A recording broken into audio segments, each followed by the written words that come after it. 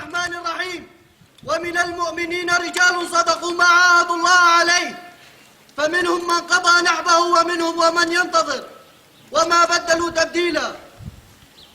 أنا النقيب حذيفة القاسم، قائد لواء رجال الله، باسمي وباسم حركة الرديف الثوري الداعم للواء رجال الله، نتقدم بأحر التعازي لأنفسنا ولأهل الشهيد والشعب السوري والجيش السوري الحر لفقداننا رمز من رموز الثورة السورية، وهو الشهيد البطل النقيب أمجد محمد الحميد.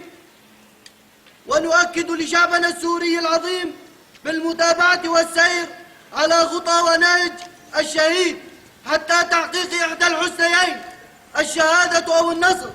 وأخيرا وباسمنا وباسم حركة الرديف الثوري، لن ننسى كل من تورط أو كان له ضلع في عملية الاغتيال، ونعدكم بإلقاء القبض عليهم بأسرع وقت مما تتوقعون، ومحاسبتهم كما يقضي ديننا وشريعتنا الإسلامية. والسلام عليكم ورحمة الله وبركاته.